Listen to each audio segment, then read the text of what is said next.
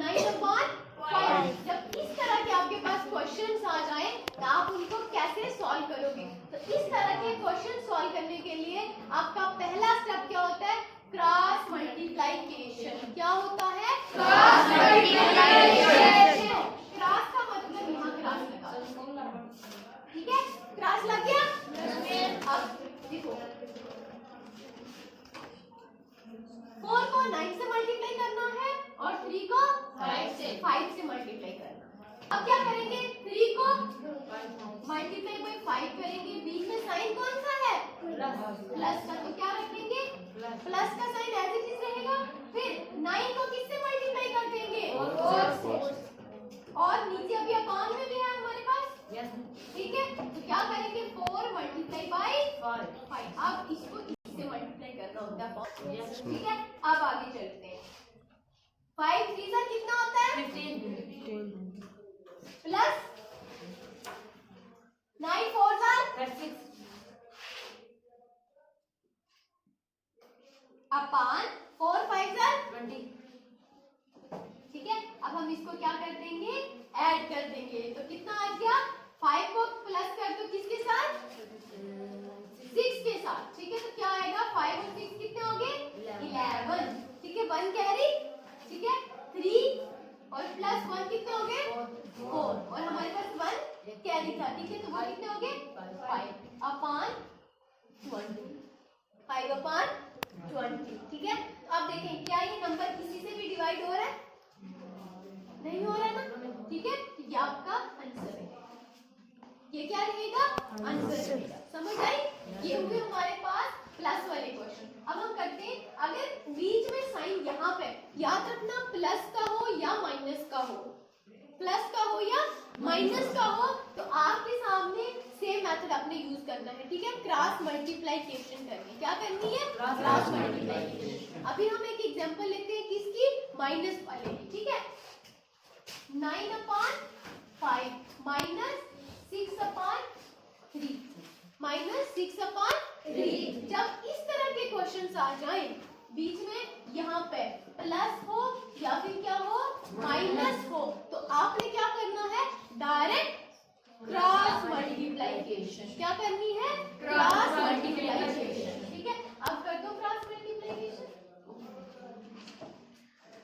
ठीक है? 9 अब मैं डायरेक्ट कर सकती हूँ ना मल्टीप्लिकेशन, ठीक है? 9 को 3 से मल्टीप्लाई करो, क्या आता है? 9 3 जा 27, 9 3 बीच में साइन कौन सा है? माइनस का, ठीक है? 6 को 5 से मल्टीप्लाई करो, क्या आता है? 30, वेरी गुड। और 5 3 जा 15, ठीक है? अब हम इसको सॉल्व करेंगे। 27 में से 30 निकल गए तो क्या बचा हमारे पास? 3, लेकिन साइन कौन सा आएगा? माइनस का, ठीक है? क्योंकि बड़े रकम के साथ साइन कौन सा है? माइनस रखना, ठीक है जी? क्या आएगा? कितना बचा हमारे पास? 3 अपान 15। क्या ये डिवाइड होता है? 3 1 जा 3, कितने? 3 जा 15, 5। क्या आ जाएगा? -1/5। आसान है? ठीक है? समझ आया? Yes miss. एक हम लेते हैं। अच्छा मैम, ये तो प्लस का और माइनस का हमने किया। अगर हमारे पास किसका आ जाए? मल्टीप्लिकेशन का, तो क्या करेंगे? ठीक है? तो वो मल्टीप्लिकेशन का भी एक लेते हैं, ठीक है? मल्टीप्लिकेशन का एक लेते हैं। जैसे 6/5 मल्टीप्लाई 3/2, 3/2। आपको पता है ये जो ऊपर वाला होता है, जैसे हमारे पास है ना 5/6, 5/6, और ये वाला जो चीज है 5, इसको हम क्या बोलते हैं? न्यूमिनेटर। और ये कौन सा होता है? डिनोमिनेटर, मतलब दबा हुआ है ना? डिनोमिनेटर मतलब ये दबा हुआ है, इसको हम क्या बोलेंगे? डिनोमिनेटर। समझ आई ना? ठीक है? ट्रिक ठीक है? अब हम इस तरह के क्वेश्चंस को कैसे सॉल्व करेंगे, ठीक है? अब आपने इस तरह के क्वेश्चंस को क्रॉस मल्टीप्लिकेशन नहीं करनी है। आपने क्या करना बेटा?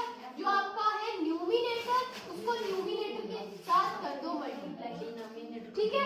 और डिनोमिनेटर को किसके साथ? डिनोमिनेटर के साथ मल्टीप्लाई करना। समझ आई? डिनोमिनेटर को डिनोमिनेटर के साथ लिखो नहीं, पहले यहाँ पे कंसंट्रेट करो, बाद में लिखो। अब यहाँ पे 6 को किससे मल्टीप्लाई करेंगे? 6 मल्टीप्लाई बाई 3, 6 मल्टीप्लाई बाई 3। अब यहाँ पे भी बीच में करना है, क्यों? अब ऊपर वाला पोर्शन हमारा मल्टीप्लाई हो गया, उसका प्रोसेस कंप्लीट हो गया। अब हम अपान वाला करेंगे, ठीक है? बट यहाँ पे हम क्या करते थे? बीच में प्लस करके अगला, क्यों? क्योंकि हमने ये नंबर सिर्फ किया होता था, ये अभी बच रहा होता था इसलिए, बट यहाँ पे कंप्लीट हो गया, ठीक है? अब करेंगे 5 मल्टीप्लाई बाई 2, ठीक है? तो ये कितना आ जाएगा? 3 मल्टीप्लाई बाई 6, मतलब 3 6 कितने होते हैं? 10, और 5 2 10।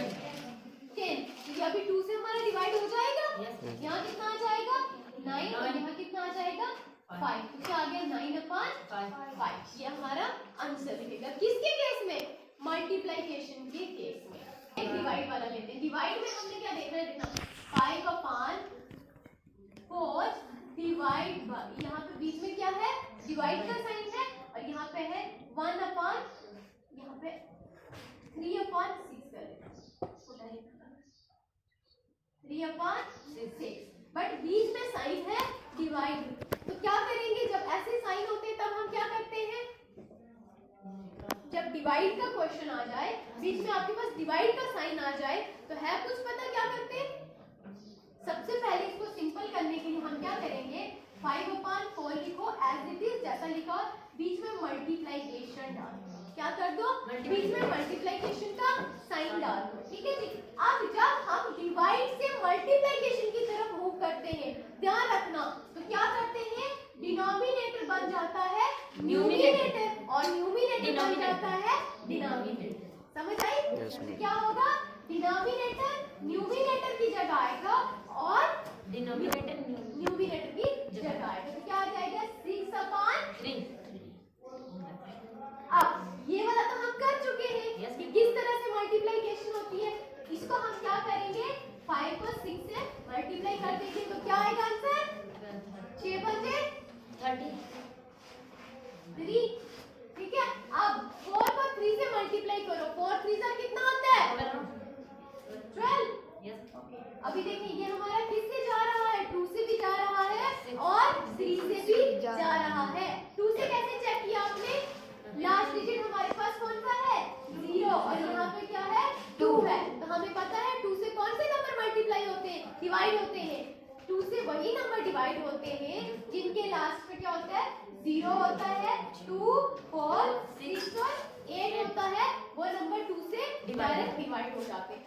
हाँ मैम, 3 का चेक करने के लिए यू हैव टू ऐड, क्या करना होगा? आपको ऐड करने होंगे, you have to add all the numbers, ठीक है? कैसे करोगे ऐड? 3 + 0 कितना आ जाएगा? 3, ठीक है? तो 3 आया, मतलब क्या हुआ? 3 के टेबल में 3 आता है ना? Yes, ma'am. ये जाएगा 3 के साथ? Yes, अब नीचे वाला चेक करते हैं, क्या ये 3 के साथ जाएगा? तो 1 + 2 कितने होंगे? 3। तो जब हमने क्या करना होता है? सारे नंबर्स को ऐड करके फिर हमने ये चीज देखनी होती है कि ये नंबर जो है वो 3 का डिविजिबल है या नहीं। अगर आ गया तो जाएगा। अब ये जो है दोनों नंबर 3 से जा रहे हैं, क्या होगा? 10 और 4 आ गया, ठीक है? अब देखिए ये अभी भी जा रहा है, ठीक है? यहाँ पे क्या आ जाएगा? 2, और यहाँ क्या आ जाएगा? 5। तो कितना आ जाएगा? 5/2। तो क्या आंसर रहेगा आपका? 5/2। समझ आई? जब भी आपके पास मल्टीप्लिकेशन का साइन आए, ठीक है, तो आपने क्या करना है? आपने सीधा न्यूमिनेटर को न्यूमिनेटर से मल्टीप्लाई, और डिनोमिनेटर को डिनोमिनेटर से मल्टीप्लाई। लेकिन जब आपके पास क्या बीच में यहाँ पे डिवाइड का साइन आ जाए,